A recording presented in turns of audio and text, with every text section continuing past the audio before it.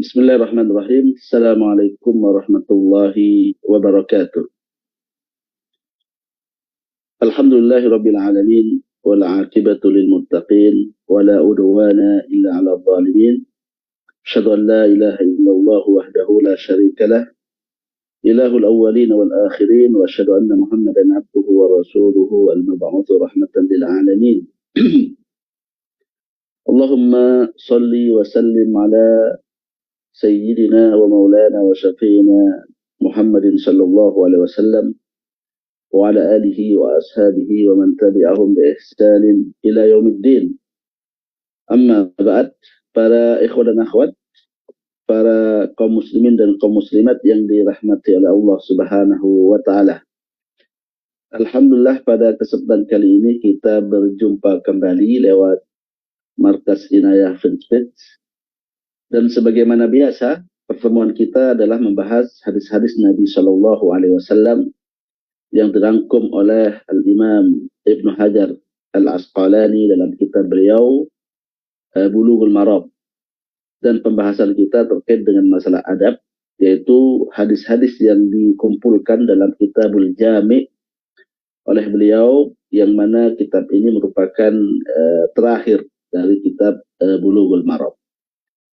Pada kesempatan kali ini kita akan membahas sebuah hadis terkait dengan adab bersin, ya, yang merupakan salah satu di antara hadis yang disebutkan oleh beliau, oleh Al-Imam Ibn Hajar dalam Babul Adab.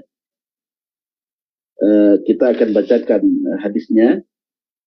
Al-Imam Ibn Hajar mengatakan, wa anhu radhiyallahu anin Nabi sallallahu alaihi wasallam qala, idza atasa ahadukum falyaqul alhamdulillah waliyakul lahu akhuhu yarhamukallah, fa idza qala lahu yarhamukallah falyaqul yahdikumullahu wa yuslihu balakum. Akhrajahu al-Bukhari. Yang artinya, dari Abu Hurairah radhiyallahu ta'ala anhu, bahwa Nabi Shallallahu Alaihi Wasallam bersabda, jika salah seorang di antara kalian sedang bersin, maka hendaknya mengucapkan kalimat alhamdulillah. Waliyakul lahu akhuhu yarhamukallah. Kemudian saudaranya yang mendengarkan ucapan alhamdulillah tadi mengucapkan atau menjawab dengan kalimat yarhamukallah. Dan ketika orang yang mendengar mengucapkan kalimat itu, mengucapkan kalimat yarhamukallah, maka hendaknya yang sedang bersin mengatakan yahdikumullahu wa yuslihu balakum. Semoga Allah Subhanahu wa taala memberikan hidayah bagimu dan memperbaiki keadaanmu. Jadi ini adalah hadis yang akan kita bahas pada kesempatan kali ini, yaitu terkait dengan adab ketika bersin, doa-doa yang dibaca di dalamnya, yang merupakan adab yang sangat dianjurkan bagi kita untuk melakukannya, sebagaimana yang diajarkan oleh Nabi kita Muhammad Sallallahu Alaihi Wasallam.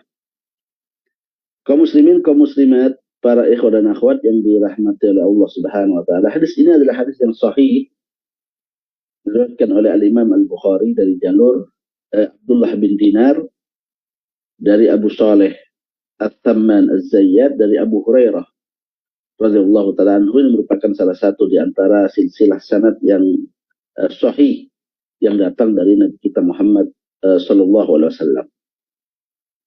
Nabi Shallallahu Alaihi Wasallam dalam hadis ini mengatakan, idza atasa ahadukum falyakul, jikalau salah seorang di antara kalian bersin, maka hendaknya dia mengucapkan alhamdulillah, yaitu mengucapkan kalimat alhamdulillah.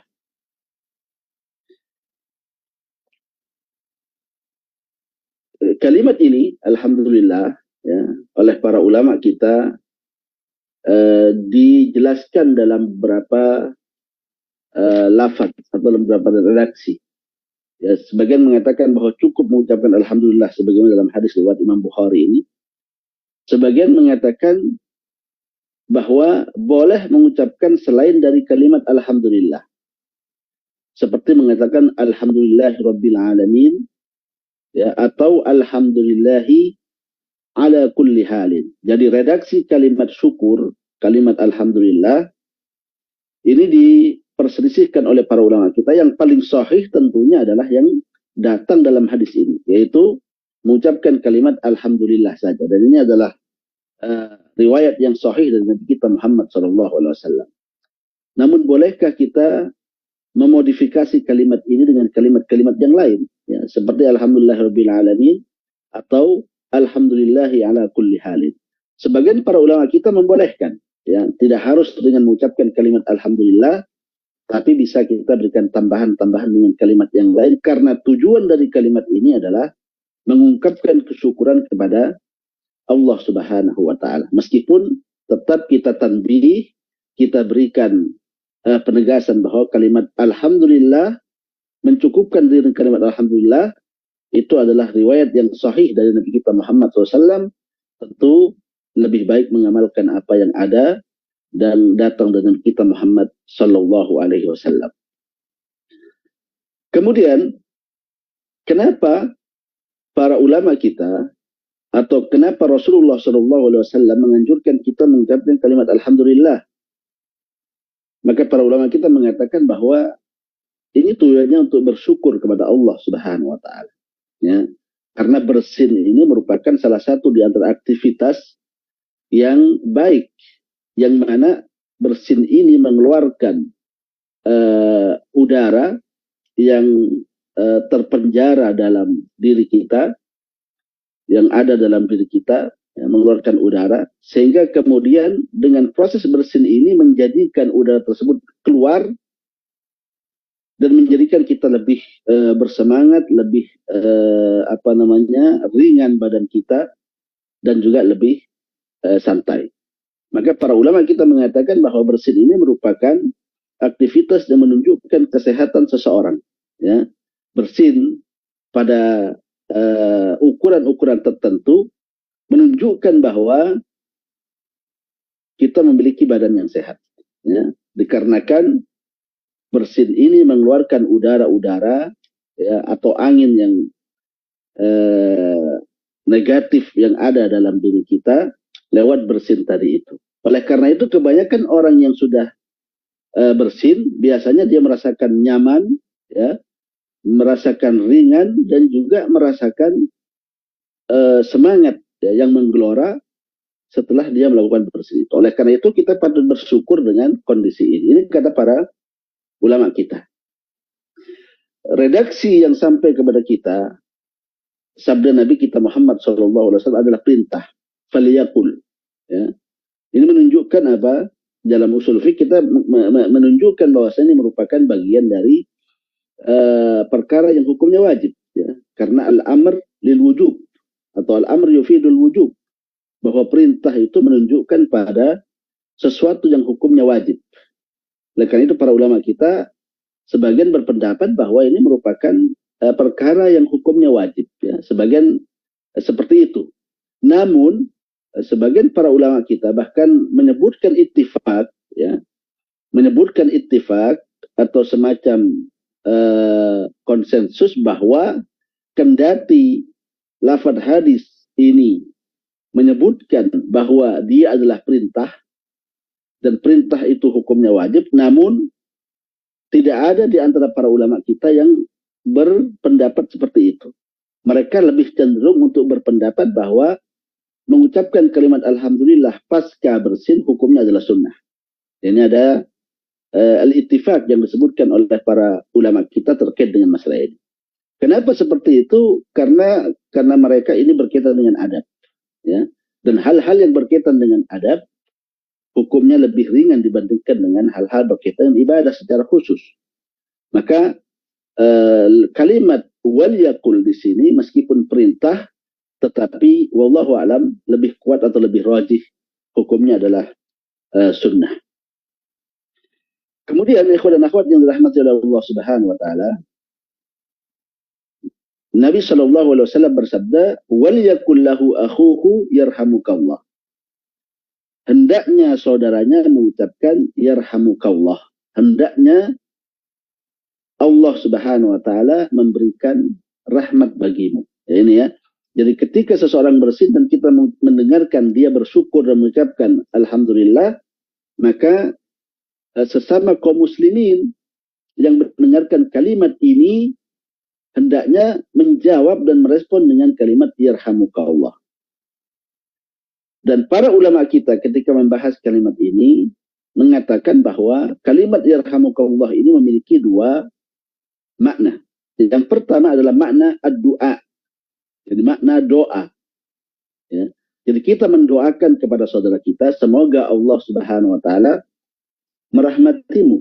Ya, rahmat dari Allah Subhanahu wa taala berupa ampunan, berupa hidayah dan hal-hal yang lainnya. Ya. Tadi kita katakan bahwa bersin ini menunjukkan pada kesehatan tubuh. Ya, maka doa rahmat ini seakan-akan mendoakan agar kemudian hal-hal yang berkaitan dengan akhiratnya, berkaitan dengan agamanya lebih juga baik.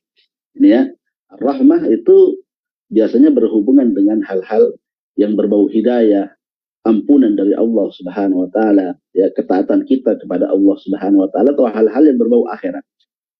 Jadi doa dari kita agar kemudian dia mendapatkan kebahagiaan di dunia, yaitu dengan kesehatan badan, kemakmuran dan lain sebagainya, dan juga dengan hal-hal yang berbau akhir, itu ampunan dari Allah Subhanahu wa taala, rahmat dari Allah, dan masuk ke dalam surga Allah Subhanahu wa taala.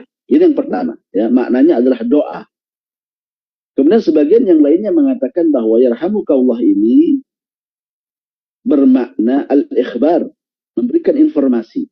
Ya. Kalau yang tadi maknanya adalah semoga Allah Subhanahu wa taala memberikan rahmat kepadamu, kalau yang sekarang, ya, makna yang sekarang kata para ulama kita maknanya adalah bersin itu menunjukkan engkau dirahmati oleh Allah Subhanahu wa taala. Ya. Bersin itu menunjukkan bahwa engkau dirahmati oleh Allah Subhanahu wa taala. Jadi ini maknanya ikhbar. Jadi kita bergembira dengan apa yang dimiliki oleh saudara kita berupa kesehatan, dan kita merespon dengan memberikan kabar, ya. Dengan optimisme, sikap optimis kita bahwa engkau mendapatkan rahmat dari Allah Subhanahu wa taala dengan bersin tersebut. Ini kata para ulama kita. Dan kedua-duanya masuk ke dalam makna hadis yang disebutkan dalam hadis ini. Ini ya. Kemudian dilanjutkan, fa idza qala lahu akhuhu, atau fa idza qala lahu yarhamukallah, dan apabila orang yang mendengarkan dia bersin mengucapkan yarhamukallah, falyaqul, maka hendaknya dia mengatakan yahdikumullahu wa yuslihu balakum. Hendaknya orang yang bersin itu membalas dengan doa, semoga Allah Subhanahu wa taala memberikan kepada kalian hidayah, wa yuslihu balakum, dan memperbaiki balakum. Kalimat balakum kata para ulama kita memiliki tiga makna. Ya, memiliki tiga makna. Makna yang pertama, wa yuslihu balakum, ay wa yuslihu halakum, itu memperbaiki keadaan kalian. Jadi keadaan ini umum, ya. Memperbaiki keadaan kalian, maka ini sifatnya umum. Kemudian makna yang kedua, wa yuslihu balakum, maknanya itu adalah al-qalb. Al-bal bimakna al-qalb. Jadi wa yuslihu balakum bimakna wa yuslihu qalbakum, yaitu memperbaiki hati-hati kalian.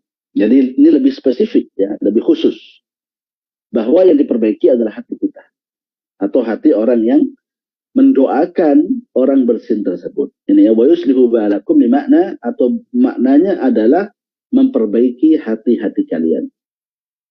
Kemudian makna yang ketiga yang disebutkan oleh para ulama kita adalah al-aish, kehidupan.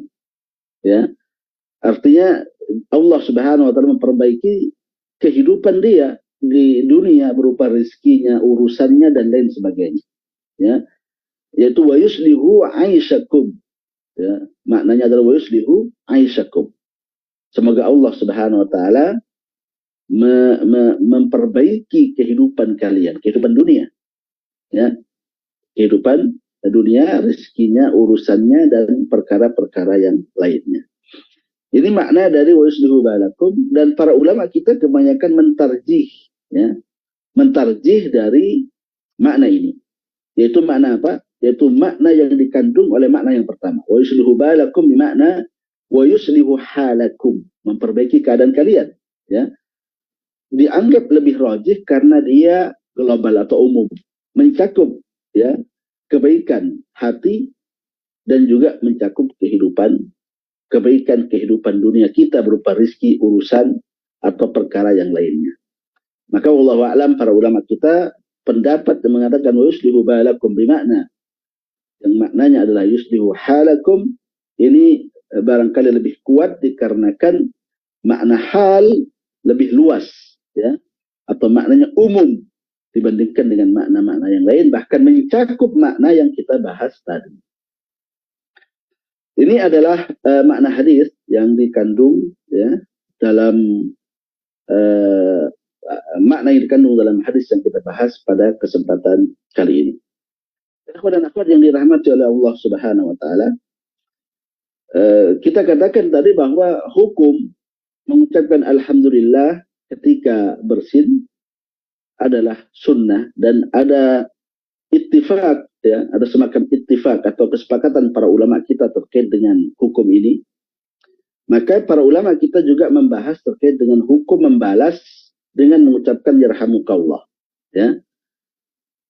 Sebagian para ulama ada 3 pendapat terkait dengan hukum ini, ya, terkait dengan hukum membalas dengan ucapan yarhamukallah. Pendapat yang pertama, hukumnya wajib, ya, hukumnya adalah wajib karena sabda Nabi SAW, wal yakul lahu akhuhu, hendaknya saudaranya mengucapkan kepadanya. Ini, ya, hendaknya saudara mengucapkan. Jadi di sini adalah al-amr, yaitu perintah, dan merupakan salah satu di antara makna perintah itu adalah, bahkan hukum asal dari perintah itu adalah al-wujub, wajib bagi kita untuk melakukannya. Maka ini pendapat yang pertama, dan ini yang dikuatkan oleh Ibnu Qayyim dalam kitab beliau Zadul Ma'ad. Beliau menguatkan bahwa diwajibkan untuk mengucapkan kalimat yarhamukallah ketika mendengar saudara yang bersin mengucapkan alhamdulillah. Ini, ya, ini adalah pendapat yang pertama, dan ini dikuatkan oleh sabda Nabi SAW. Pendapat ini, ya, idza atasa ahadukum fahamidallaha fahaqqa ala kulli man sami an yaqul yarhamukallah, atau ayyusammitah, ya, fahaqqa ala kulli man yasma an yusammitahu. Barang siapa ada orang yang bersin kemudian mengucapkan alhamdulillah, maka wajib bagi orang yang mendengarkan hal itu untuk mengucapkan yarhamukallah. Maka ini merupakan hadis yang diriwayatkan Imam Muslim yang menguatkan pendapat fahaqqa ala kulli man sami, ya, ini, ya, ucapan ini fahaqqa ala kulli man sami, ini menunjukkan sesuatu yang hukumnya wajib. Ini kata para ulama kita. Pendapat yang kedua, hukumnya adalah fardu kifayah, ya, sama dengan kalau kita menjawab salam, ya, hukumnya fardu kifayah. Artinya kalau ada orang yang menjawab, maka menggugurkan kewajiban yang lain untuk mengucapkan yarhamukallah. Ini namanya fardu kifayah. Ini hukumnya lebih ringan daripada yang pertama, ya. Hukumnya lebih ringan dibandingkan dengan yang pertama. Dan pendapat ini dikuatkan oleh Ibnu Hajar Al-Asqalani rahimahullah ta'ala dalam kitab beliau Fathul Bari, ya.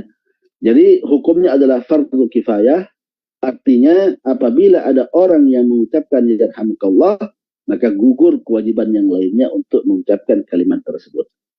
Pendapat yang ketiga dari hukum ini atau perkara ini, hukumnya adalah sunnah mutlak. Hukumnya adalah sunnah, sama dengan mengucapkan alhamdulillah, hukumnya sunnah, maka mengucapkan yarhamukallah juga sunnah. Ini pendapat dari para ulama madhab, ya, dari di antara Imam Syafi'i, ya, kemudian Hambali, madhab Hambali. Mereka berpendapat dengan pendapat ini karena dianggap sebagai adab, ya. Perintah-perintah yang berkaitan dengan adab, maka hukum asalnya adalah sunnah. Dan larangan-larangan yang berkaitan dengan adab, maka hukum asalnya adalah makruh. Ini pendapat sebagian para ulama kita, jadi pendapat Imam Syafi'i dan juga yang lainnya. Maka ini adalah penjelasan para ulama kita terkait dengan hukum mengucapkan yarhamukallah bagi orang yang bersin dan mengucapkan alhamdulillah. Kemudian, ikhwan dan akhwat sekalian, sabda Nabi SAW, "Falyakul lahu akhuhu." Ya. "Walyakul lahu akhuhu." Ini menunjukkan kepada kita bahwa adab ini dilakukan kepada sesama muslim. Jadi ada orang muslim yang bersin mengucapkan alhamdulillah, dan kita tahu dia seorang muslim, maka kita melakukan adab yang dijelaskan dalam hadis ini. Ya. "Falyakul lahu akhuhu," ay akhuhu fil Islam, kata para ulama kita. Akhuhu fid din, ya, saudaranya dalam agama, saudaranya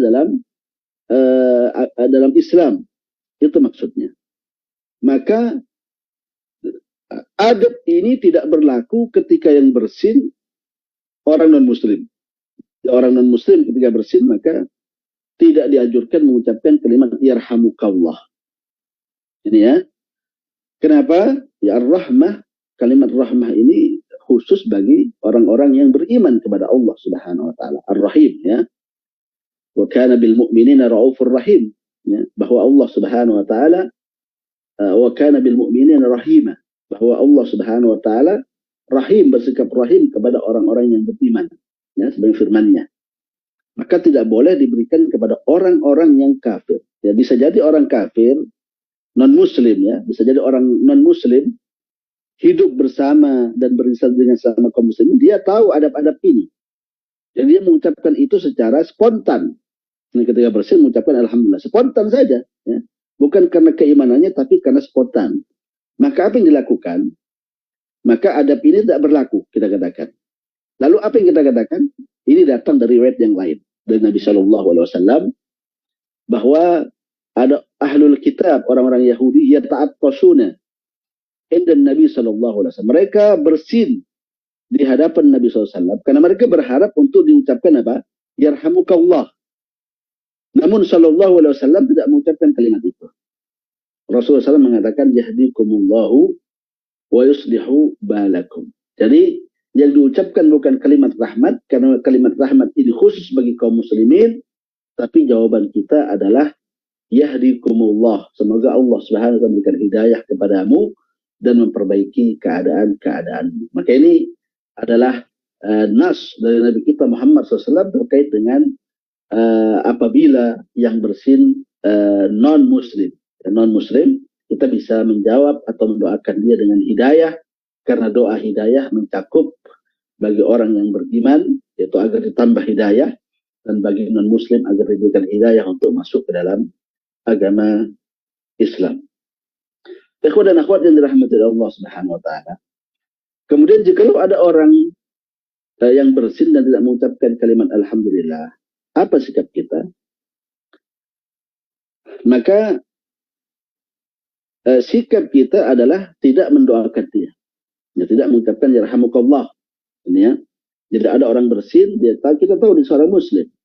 Dia mungkin lupa atau mungkin tidak tahu terkait dengan adab-adab ini, maka hendaknya yang kita lakukan adalah tidak mengucapkan kalimat yarhamukallah.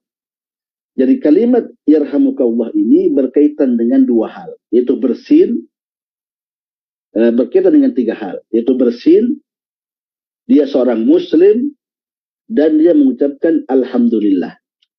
Maka kemudian kita dianjurkan untuk mengucapkan kalimat yarhamukallah. Kalau dia bersin dan dia kafir, ya, dan dia mengucapkan alhamdulillah, maka yang kita ucapkan adalah yahdikumullahu wa yuslih balakum. Dia seorang muslim bersin dan lupa mengucapkan alhamdulillah, maka yang benar adalah wallahu alam, tidak mengucapkan kalimat ini, tidak mengucapkan kalimat yarhamukallah, karena ada hadis dari Nabi SAW terkait dengan hal ini. Jadi ada dua orang yang bersin di hadapan Nabi SAW. Yang satu mengucapkan alhamdulillah, yang satu tidak mengucapkan. Ya, mungkin karena lupa, di sahabat, yang satu mengucapkan alhamdulillah ketika bersin, yang satu tidak. Maka Nabi mengatakan kepada yang bersin dan mengucapkan alhamdulillah yarhamukallah. Sedangkan kepada yang tidak mengucapkan alhamdulillah, beliau diam saja. Dan sahabat ini bertanya kepada Nabi, wahai Nabi, kami sama-sama bersin. Ya. Yang satu kau doakan yarhamukallah, sedangkan saya tidak kau ucapkan itu. Maka Nabi SAW mengatakan bahwa dia bersin dan mengucapkan alhamdulillah, dan engkau bersin dan tidak mengucapkan alhamdulillah. Maka adab yang kita lakukan ini, ya, yang kita lakukan kita bersin berhubungan dengan hal seperti itu. Yaitu kita bersin, kemudian seorang muslim dan mengucapkan alhamdulillah. Kemudian ukuran berapa kali bersin kita mengucapkan kalimat yarhamukallah. Nah, ini juga dibahas oleh para ulama kita, karena bersin juga menunjukkan bahwa dia sedang tidak sehat. Jadi bersin 1 kali, 2 kali, ya, atau 3 kali lah. Ini menunjukkan bahwa dia sehat. Yang mana angin yang ada dalam tubuhnya itu keluar, menyebabkan dia lebih nyaman, lebih enak, dan juga lebih ringan dan lebih bersemangat. Tapi ada juga bersin yang menunjukkan bahwa dia sedang sakit flu, ya, ataupun yang lainnya, yaitu bersin yang diiringi dengan hidung meler dan juga mungkin pusing dan lain sebagainya, menunjukkan bahwa dia sakit. Maka sebagian dalam hadis Nabi SAW disebutkan bahwa ukurannya adalah 3 kali. Jadi kalau orang bersin 3 kali, maka kita ucapkan yarhamukallah. Tapi kalau sudah lebih dari itu, maka ini menunjukkan dia maskum atau asabahu zukam, dia terkena penyakit flu. Maka sunnahnya adalah mendoakan dia dengan doa syafakallah ataupun doa-doa yang semisalnya. Jadi tidak semua bersin itu dijawab dengan yarhamukallah. Kalau ada indikasi bahwa bersinnya itu sakit, maka kita mengucapkan huwa maskum sebagai para ulama kita, atau anta maskum, atau kita mengucapkan kalimat-kalimat atau doa-doa agar kemudian dia diberikan kesembuhan oleh Allah Subhanahu wa taala atas penyakit yang dia miliki. Inilah penjelasan terkait dengan hadis ini, ya, semoga bisa dipahami. Ada beberapa hal yang mungkin bisa kita ambil kesimpulan dari hadis ini. Yang pertama adalah Islam agama yang global, ya, agama mencakup segala perbuatan kita, mencakup seluruh sendi-sendi kehidupan kita. Bahkan dalam adab pun Islam juga menjelaskannya secara terperinci. Di sini ada adab bersin, ya, yang merupakan kebiasaan kita sehari-hari. Maka hendaknya kita menghiasi diri kita dengan adab-adab ini, karena adab ini tentunya memiliki tujuan-tujuan dan hikmah-hikmah tertentu. Dan dalam bersin ini, kata para ulama kita, menunjukkan kesyukuran kita kepada Allah Subhanahu wa taala. Kendati adab ini sepele atau kita anggap bahwa sesuatu yang remeh, tapi jangan pernah kita mengolok-ngolok adab-adab seperti ini, karena ini bagian dari agama. Bahkan sangat dianjurkan bagi kita untuk melaksanakannya. Bahkan wajib bagi kita untuk memuliakan dan juga menghormati adab-adab yang seperti ini. Bahkan bisa jadi menjalankan adab-adab yang remeh dan kecil seperti ini membuka kita untuk mengamalkan sunnah-sunnah yang lainnya. Karena ada sunnah-sunnah yang lebih besar. Maka kalau sunnah yang kecil ini kita hormati, kita muliakan, dan kita lakukan dan kita laksanakan dalam kehidupan sehari-hari, maka bisa jadi itu membuka hidayah Allah, menjadikan kita lebih memperhatikan sunnah, mengagungkannya, dan juga mengamalkan sunnah-sunnah yang lebih berat. Kemudian yang kedua, hadis ini menunjukkan bahwa agama Islam itu agama interaksi. Jadi bukan agama yang individualis, tetapi dia agama interaksi. Bagaimana kita saling mendoakan satu yang lain, bagaimana kita saling membalas dan merespon keadaan yang lain, memperhatikan kaum muslimin yang lain. Maka Islam adalah agama yang rahmat, agama interaksi, agama bergaul, ya, bukan agama acuh tak acuh, bukan agama hidup individualis dan yang lainnya. Maka kita diharapkan dengan adab-adab seperti ini, kehidupan sosial kita lebih cair bersama dengan masyarakat yang ada. Bahkan kalau bisa kita mengajarkan adab-adab ini, karena banyak di kalangan kaum muslimin pada hari ini yang barangkali ya tidak mengetahui adab-adab yang kita bahas pada kesempatan kali ini. Baik kaum muslimin, kaum muslimat yang dirahmati Allah Subhanahu wa taala, sampai di sini pembahasan kita terkait dengan hadis ini. Semoga Allah Subhanahu wa taala memberikan kita ilmu yang bermanfaat, memberikan kepada kita pengagungan kepada syariatnya dan mengamalkannya dalam kehidupan kita sehari-hari. Sampai di sini, subhanakallahumma bihamdik, asyhadu an la ilaha illa anta, astaghfiruka wa atubu ilaik. Assalamualaikum warahmatullahi